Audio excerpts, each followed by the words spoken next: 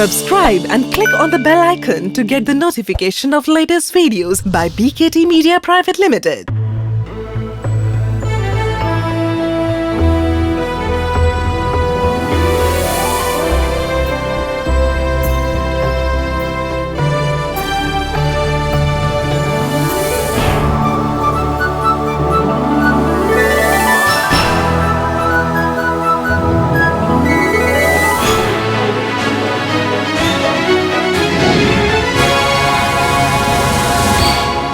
Big business ideas. Chase the vision, not the money. क्योंकि जब vision हमारे पास होता है तो पैसा खुद ब खुद आता है। और आपके बिजनेस के विजन को और फोकस करने के लिए Shilpa Bhavna is here with one of the most classic business shows, big business ideas, powered by tap fox beyond socialising.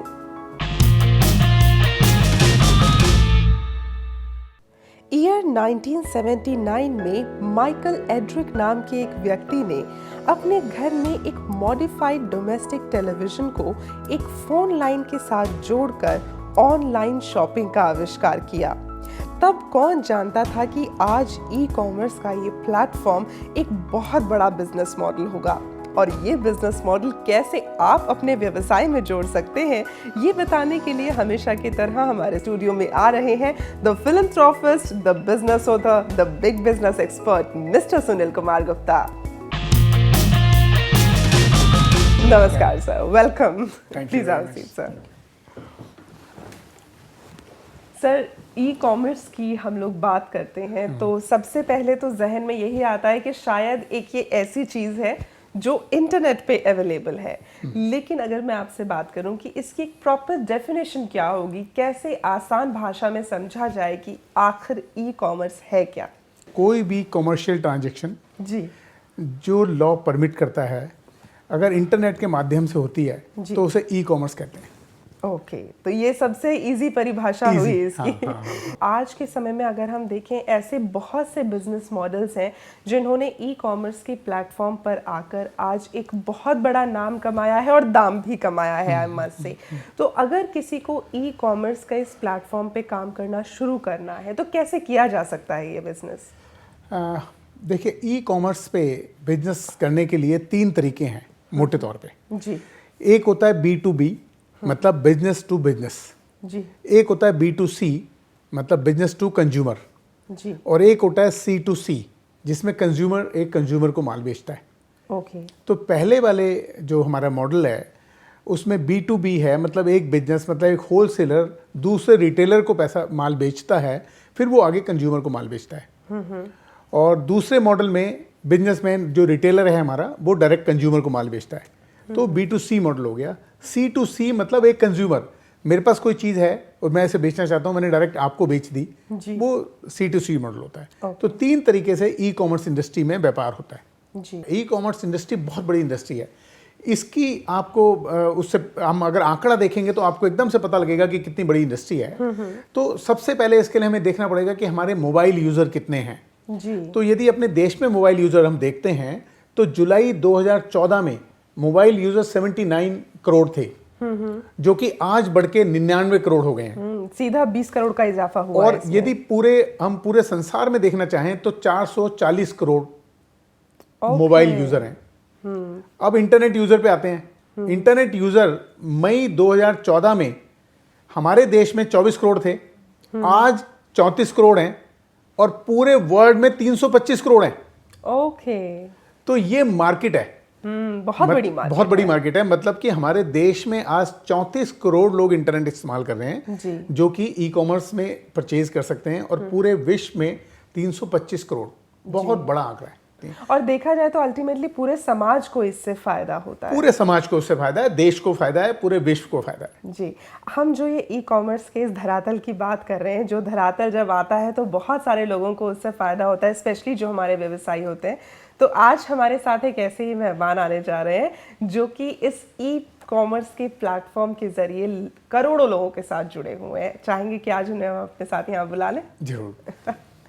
दर्शकों, आज जो मेहमान हमारे साथ यहाँ सेट पर आ रहे हैं उनके बारे में मैं आपको बताना चाहूँगी। आप विंटेज प्रोडक्ट्स बनाते हैं, यानी कि कुछ ऐसे प्रोडक्ट्स जिनकी या तो हिस्टोरिकल वैल्यू है या फिर वो किसी तरह से अलग हैं, एथनिक हैं। आप कई सालों से एमएसएमई इंडस्ट्री में काम कर रहे हैं और हाल फिलहाल में आपने ई कॉमर्स का एक ऐसा प्लेटफॉर्म तैयार किया है जहां पर आर्टिजन्स के करीब 250 इंडस्ट्रीज एक साथ अपने प्रोडक्ट को लोगों तक पहुंचा पा रहे हैं। हमारे साथ स्टूडियो में आ रहे हैं the director of artisan stores private limited, mister Sajid Rasool. नमस्कार सर, बहुत बहुत स्वागत है। प्लीज बैठिए। तो साजिद साहब, when you have started you had only your industry, सिर्फ एक इंडस्ट्री जहां पे आप विंटेज प्रोडक्ट्स बना रहे हैं, लोगों को उसके साथ कनेक्ट कर रहे हैं। आज करीब 250 इंडस्ट्रीज आपके साथ जुड़ी हैं। कैसे शुरुआत की आपने, क्योंकि इतना बड़ा बीड़ा उठाना ही अपने आप में एक बहुत बड़ी बात है, मैं तो कहूँगी। मैं खुद एक आर्टिजन हूँ और बहुत सारे इंटरनेशनल ब्रांड के लिए कुछ प्रॉप्स बना रहा हूँ जी। जब खुद डिज़ाइन करके उन लोगों को सप्लाई करता हूँ तो मैंने सोचा कि इंडिया में इतने सारे आर्टिजन्स हैं तो वो लोग विंटेज प्रोडक्ट बनाते हैं, उनको हम पूरी दुनिया के सामने ले जा सकते हैं और उनको एक अच्छा प्लेटफॉर्म दे सकते हैं। तो मैंने एक ई कॉमर्स वेबसाइट बनाई जिसमें भी 250 लोग हैं और उनके साथ एक बहुत बड़ी टीम है। एक आर्टिजन के साथ 20-20, 25-25 लोग हैं। तो उन सबको एक बहुत अच्छा रोजगार मिला है और बहुत अच्छी तरीके से आइटम्स प्रमोट तो ये तो एक बहुत बड़ा प्रमोशन है सभी के लिए, क्योंकि उन्हें रोजगार बेहतर मिलता है और अपने आप को और आगे वो लोग अच्छा ग्रोथ दे सकते हैं, क्योंकि एक प्लेटफॉर्म मिल गया ना। गवर्नमेंट ने इसके लिए बड़ा अच्छा, एमएसएमई सेक्टर के लिए बड़ा अच्छा किया हुआ है। गवर्नमेंट की तरफ से भी एक वेबसाइट ऐसे ई कॉमर्स का प्लेटफॉर्म दिया हुआ है उन्होंने, जो कि B2B के लिए अलग है, B2C के लिए अलग है। दोनों हैं उनके। B2B के लिए nsic.co.in और B2C के लिए msmemart.com।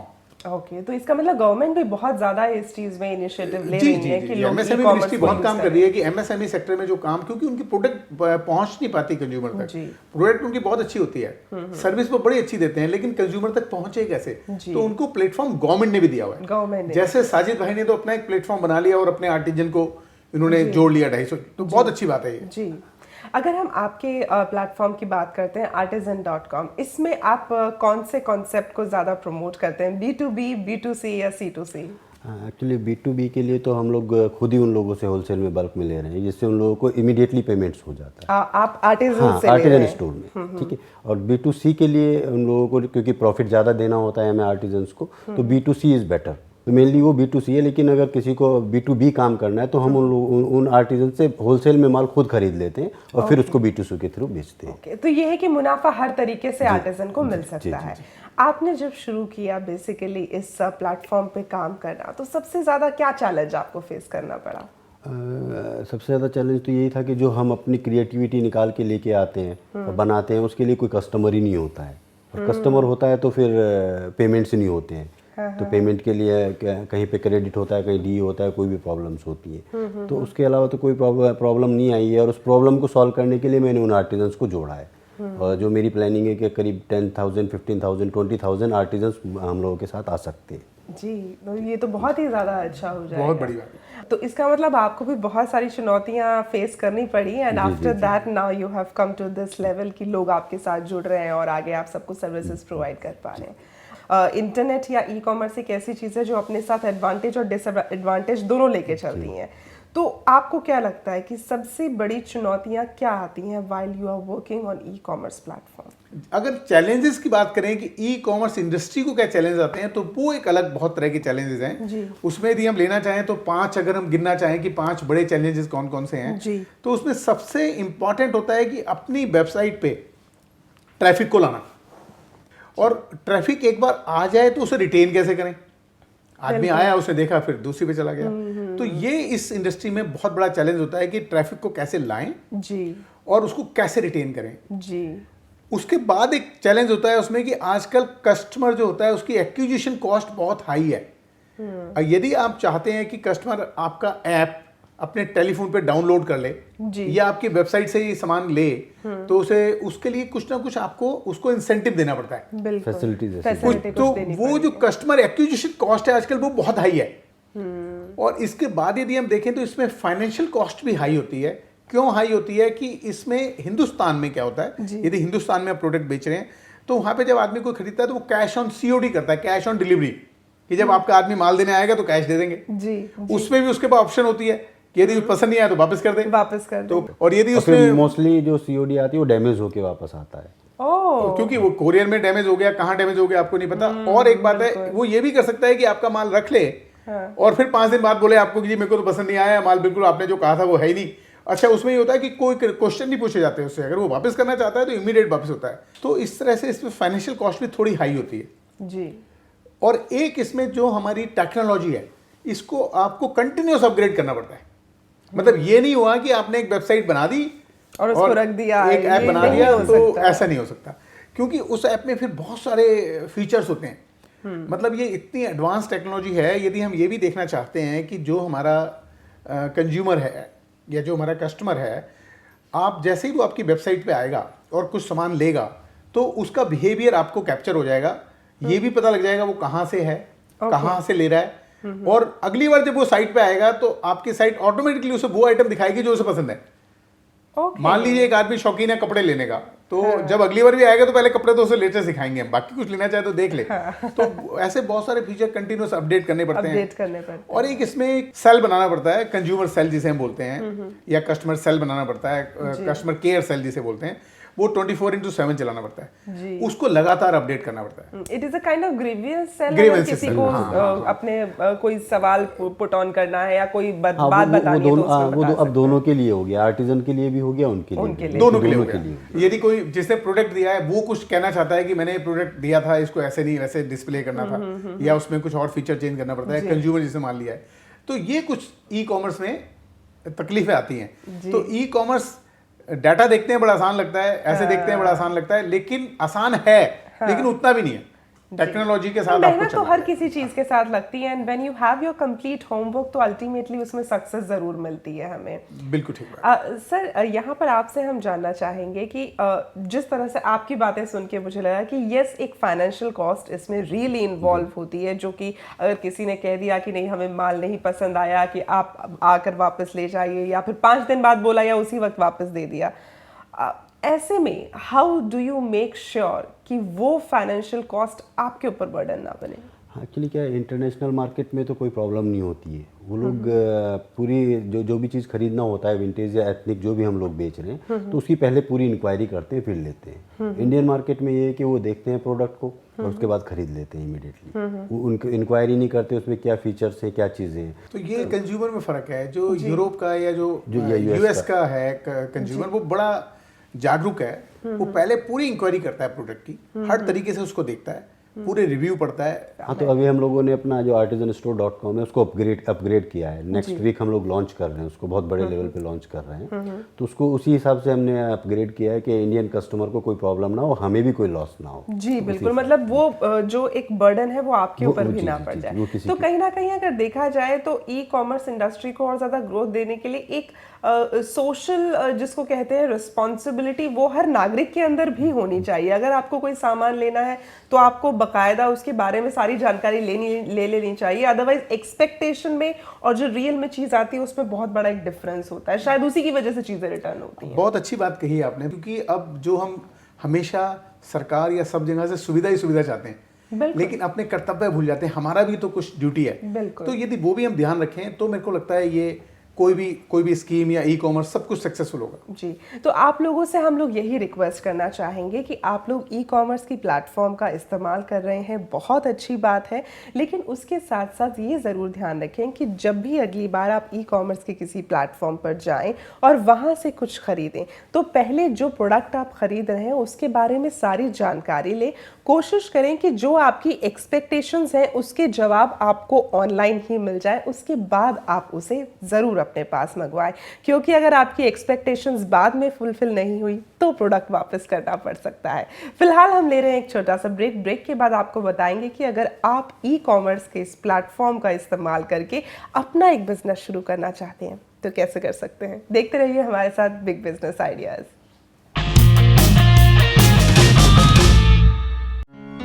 अच्छा किया बबलू जो तुम इन छुट्टियों में यहाँ रहने चले आए। तुम होते हो तो मुझे श्रेया की कोई चिंता नहीं होती। अच्छा मैं चलती हूँ, ऑफिस के लिए लेट हो रहा है। मम्मा मुझे अकेले छोड़ के मत जाओ। अकेले कहाँ बेटा, बबलू भैया है ना। हाँ हाँ, मुझे नहीं रहना भैया के साथ, भैया गंदे हैं।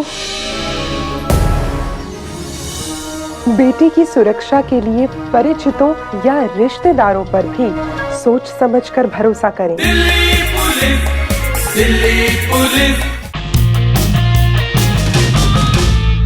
स्वागत है आपका, आप देख रहे हैं big business ideas powered by tough fox. Sajid ji, if I ask you personally, क्योंकि आप खुद भी आर्टिजन हैं, जब हम एक व्यक्ति की बात करते हैं, एक बच्चा जिसने जस्ट अभी अपनी पढ़ाई पूरी की है, ग्रेजुएशन पूरी की है और वो एक नौकरी देखने जाते हैं या कुछ काम करना चाहते हैं, तो उस वक्त शायद किसी के जहन में नहीं होता कि आर्टिजन भी एक बहुत ही अच्छा प्रोफेशन है। ये चीज़ आपके अंदर कहाँ से आई? How you chose this profession of being an artist?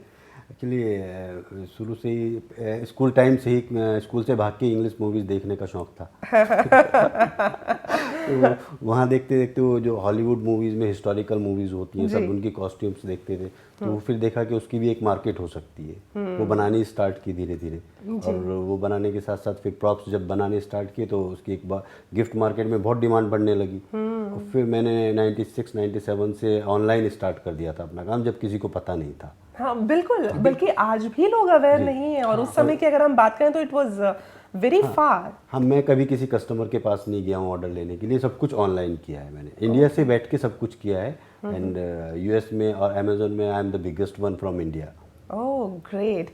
जब अगर हम इस तरह से देखें तो like we are really proud of being Indian कि हमारे भारत के इतने बड़े व्यवसायी जो हैं वो इतने बड़े बड़े तरीके से अच्छे प्लेटफॉर्म्स पे आगे बढ़ रहे हैं। खास तौर पे आर्टिजन, हाँ, मेनली आर्टिजन, क्योंकि वो आइटम्स कहीं नहीं मिलती हैं जो इंडिया में बनती हैं। हमारे आर्टिजन्स बनाते हैं, मैंने जो बनाई है वो आइटम्स कहीं नहीं मिलती है। मेरा कुछ इंटरनेशनल ब्रांड के साथ कॉन्ट्रैक्ट है जिनके प्रॉप्स में बनाता हूँ। आपने देखा होगा कुछ गारमेंट्स के शोरूम्स में जो प्रॉप्स लगे हुए होते हैं, वो पूरी दुनिया में मेरा आइडिया है। ओह क्या बात है। वो इस तरीके से प्रॉप्स जैसे आपने भी लगाए हुए लगे हुए होते हैं, वो मेरा आइडिया है। तो वहाँ से आइडिया लेके वो जो प्रॉप्स होते हैं वो आइडिया मेरा है, लेकिन वो बना तो इंडियन आर्टिजन रहे हैं ना। अब उनको प्रमोट करने के लिए हम लोग कोशिश कर रहे हैं, बहुत अच्छा सपोर्ट भी मिल रही है, गवर्नमेंट से भी मिल रही है। आजकल तो अभी मोदी साहब ने भी स्टार्टअप्स के लिए कर दिया है, तो वो अगर सपोर्ट मिल जाती है तो हमारे इंडियन आर्टिजन इतने आगे जा सकते हैं कि वो कोई मुकाबला ही नहीं कर सकता। जी, आपने अभी एक बात की कि जो आर्टिजन्स हैं ख़ास तौर पे उन्हें प्रमोट करने की बहुत ज़्यादा ज़रूरत है। अगर हम आपके इस ई कॉमर्स प्लेटफॉर्म की बात करते हैं तो यहाँ पर how do you make sure कि जो एक प्रोडक्ट किसी आर्टिजन का बिक रहा है उसका पैसा उस आर्टिजन तक पहुँच रहा है? How do you make it sure? हाँ, हम लोग वीकली पेमेंट ट्रांसफ़र करते हैं उनके अकाउंट्स में, और हम लोगों की एक टीम बैठी हुई है जो उनको फ़ोन कॉल से कंफर्म कराती है कि पेमेंट पहुँचाए नहीं पहुँचाए। फिर मोबाइल टेक्स्ट प्लस ईमेल दोनों से कंफर्मेशन होता है कि पेमेंट वहाँ पहुँचाए नहीं पहुँचाए। ओके, तो वो कंफर्मेशन देता है कि yes we received the payment. And sir, artisan को किस तरह से पता चलता है कि उन्होंने प्रोडक्ट जो आपके ई कॉमर्स के प्लेटफॉर्म पे डाला है वो आगे बिक गया है? हाँ, जैसे ही कोई भी आइटम सोल्ड होती है तो एक मेल और टेक्स्ट उनके पास जाता है कि you have sold one item, okay, so and so, जो भी उनके पास चला जाता है। और this is the cost of the item, this is the commission of artisan store, and this is the shipping cost, and this is your profit. Okay, so everything is transparent. Very nice. E commerce और technology का जब भी आप प्रयोग करोगे तो सब कुछ ट्रांसपेरेंट होगा। जी सर, हम अभी ब्रेक पे जाने से पहले बात कर रहे थे ई कॉमर्स के प्लेटफॉर्म पे अगर कोई अपना बिजनेस शुरू करना चाहे कैसे शुरू करे और कौन कौन सी चीज़ें हैं जिनका उन्हें ख्याल रखना चाहिए? जब आप शुरू करते हैं ई कॉमर्स को, तो ई कॉमर्स शुरू करने के लिए आपको चूज करना पड़ता है पहले कि मैं अपनी वेबसाइट बनाऊं, और या मैं जो प्लेटफॉर्म अवेलेबल हैं जैसे गवर्नमेंट के या साजिद भाई ने दिया हुआ उनके प्लेटफॉर्म, या बहुत सारे ऐसे प्राइवेट प्लेयर हैं बड़े, उनके प्लेटफॉर्म पे जाऊँ अपने प्रोडक्ट के लिए। पहले तो उसे चूज करना पड़ता है। मान लीजिए उसे चूज किया कि मैं दूसरे के प्लेटफॉर्म पे, दूसरे जो प्लेटफॉर्म है उन पे चला जाऊँ, तो अपने दूसरे के प्लेटफॉर्म पे प्रोडक्ट दी और सेल की, तो वो थोड़ा फिर भी आसान है। और लेकिन यदि आप अपनी बनाने की कोशिश करते हैं तो फिर उसमें अलग तरह के चैलेंजेस आते हैं कि भाई आपने सबसे पहले तो वेबसाइट डिजाइन करानी है। लेकिन आज के ज़माने में वेबसाइट डिज़ाइन करना कोई मुश्किल काम नहीं है, बहुत आसान हो गया है, और उसमें पैसे भी बहुत कम लगने लगे हैं। कि अगर आप अपनी वेबसाइट बनाना चाहते हैं तो वो 2,500-3 हज़ार रुपये से शुरू होकर आगे तक चलती है, तो बन सकती है।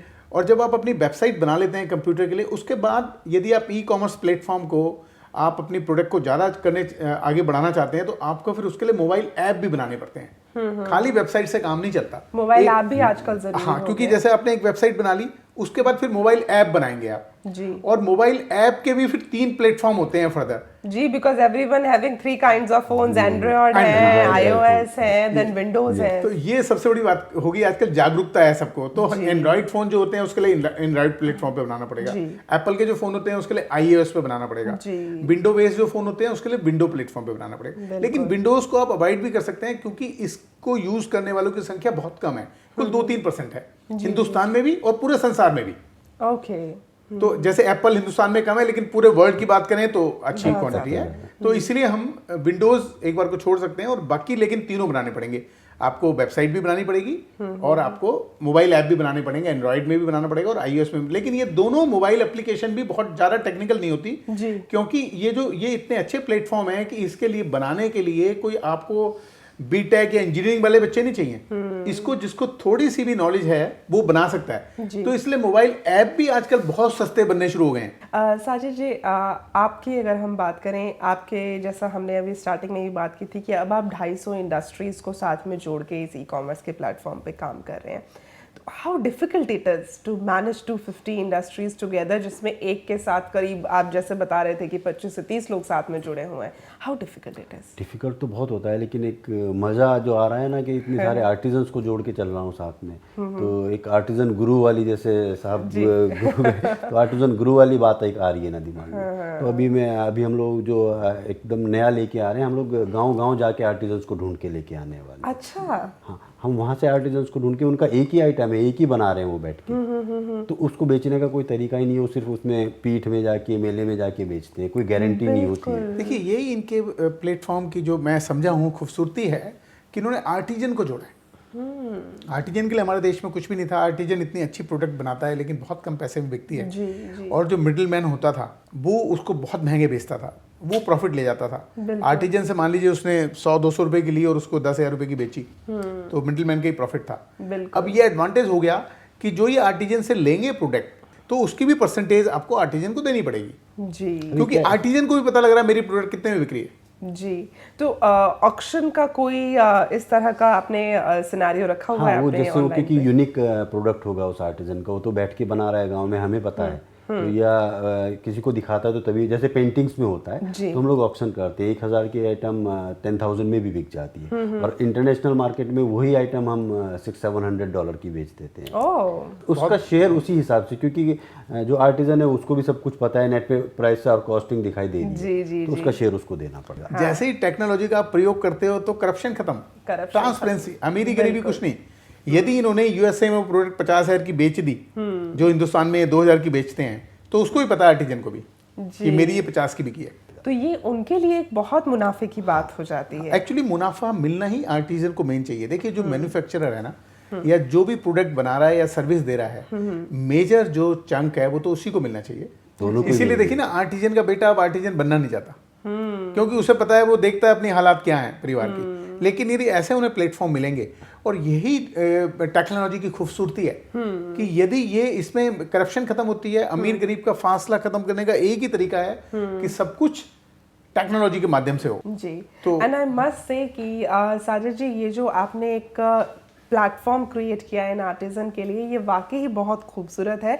और जिस तरह आपने बताया कि आप गांव-गांव में जाकर अब लोगों को इसके साथ जोड़ने वाले हैं, जो आर्टिजन्स को जोड़ने वाले हैं, तो काबिल तारीफ वाकई।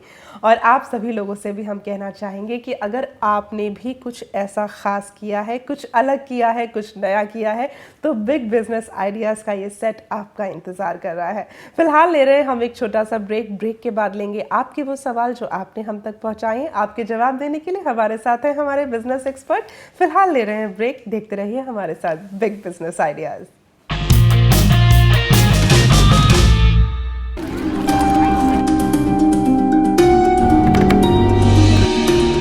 क्या नाम है बेटे आपका? कोयल। बेटे मैं आपके लिए चॉकलेट लाया हूँ, ये लो। मेरी मम्मी ने मना किया है किसी से कुछ नहीं लेना। बेटी के मासूम बचपन पर किसी की बुरी नजर ना पड़ने दें। आपकी सतर्कता बेटी के जीवन का वरदान है। खुद संभलें और अपनों को संभालें। Delhi police, Delhi police. एक बार फिर से स्वागत है आपका। आप देख रहे हैं big business ideas powered by tough fox. Sir, इससे पहले कि मैं सवालों का वो सिलसिला शुरू करूं जो लोगों ने ईमेल से हम तक पहुंचाया है, मैं चाहूंगी आपका आज का जो बिजनेस मंत्र है हमारे सभी व्यवसायियों के लिए, वो आप जरूर उन्हें बताएं। आज बिल्कुल सिंपल है, ई कॉमर्स के लिए जी, आज की तैयारी कल की जीत। बहुत खूबसूरत। और वाकई ये सच बात भी है कि अगर हमें किसी चीज़ को अचीव करना है तो उसकी तैयारी हमें आज से ही शुरू करनी चाहिए, because always there is a first step towards 100 miles journey. Sir, सवाल आपके सामने है। ये पहला सवाल हमें भेजा है मीनल कुमारी ने जयपुर से। आप कहती हैं कि आपने मार्केटिंग में ग्रेजुएशन पूरा कर लिया है, आप एक जॉब ढूंढ रही हैं एमएसएमई सेक्टर में, तो ये कहाँ अपने आप को रजिस्टर करवा सकते हैं? एमएसएमई मिनिस्ट्री की वेबसाइट है msmenokri.com। ओके, सीधा वहाँ जाके अपने आप को रजिस्टर कराएं, एकदम से जॉब मिलेगी नहीं। जी। अगला सवाल है हमारे पास गोविंद राज महाराष्ट्र से पूछ रहे हैं। ये कहते हैं कि ये पॉटरी का काम करते हैं, जो चीनी बर्तन वगैरह बनाए जाते हैं उसका काम करते हैं, और ये अपने काम को और आगे बढ़ाना चाहते हैं। क्या इन्हें मुद्रा बैंक से मदद मिल सकती है? बिल्कुल मिल सकती है मुद्रा से, क्योंकि मुद्रा की जो स्कीम है तरुण, उसमें 10 लाख रुपए तक का लोन मिलता है। ओके, बिल्कुल बिल्कुल मिलेगा इन्हें लोन। सर, ये अगला सवाल है हमारे पास हिमाचल प्रदेश से देव सिंह जी हैं। ये कहते हैं कि ये एक होलसेलर है और ये रिटेलर को अपना प्रोडक्ट बेचना चाहते हैं, तो उसके लिए क्या कर सकते हैं? देखिए, ये B2B की बात कर रहे हैं कि अपना माल रिटेलर को बेचना चाहते हैं, बिजनेसमैन को बेचना चाहते हैं जी। तो यदि एमएसएमई सेक्टर में गवर्नमेंट की वेबसाइट है nsic.co.in, ओके, उसमें जाके ये अपना प्रोडक्ट को रजिस्टर करा सकते हैं और उसके थ्रू बेच सकते हैं। अगला सवाल है हमारे पास। ये सवाल आया है बिहार से, सूरज कुमार हैं और ये कह रहे हैं कि ये एक बिजनेस शुरू करना चाहते हैं जिसकी प्रोजेक्ट कॉस्ट है 24 लाख रुपए। मैन्युफैक्चरिंग में ये काम शुरू कर रहे हैं।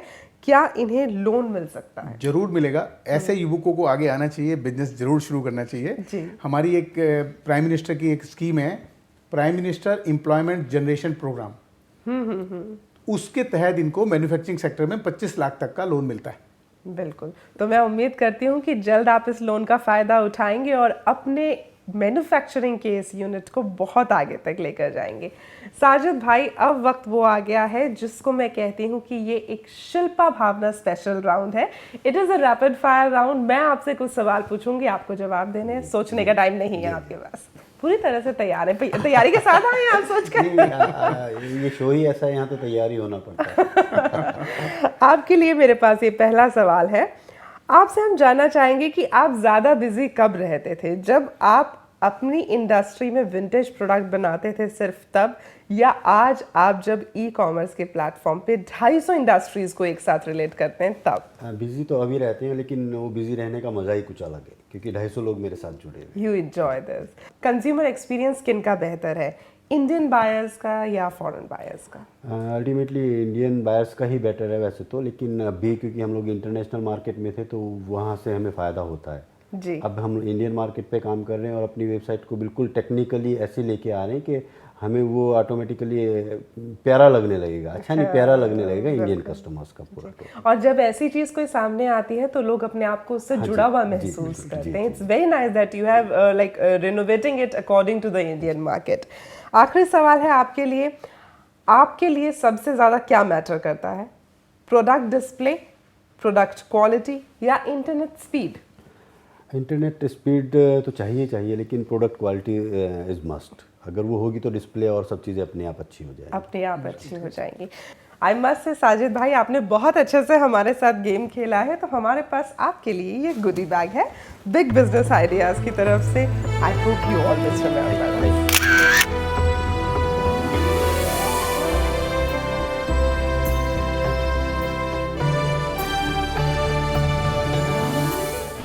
दोस्तों, बिजनेस को सफल बनाने के लिए ये ज़रूरी है कि हमेशा और कभी नहीं, ये दो ऐसे शब्द हैं जो हमें हमेशा याद रखना है कि कभी इस्तेमाल नहीं करने, क्योंकि बिजनेस में कभी भी कुछ भी हो सकता है। ज़रूरत है सिर्फ अपने ज्ञान और बुद्धि का सही तरीके से इस्तेमाल करने की। अगली बार फिर होगी आपसे मुलाकात। शिल्पा भावना को आज के लिए दीजिए इजाज़त। Thank you so much. जय हिंद। Big business ideas.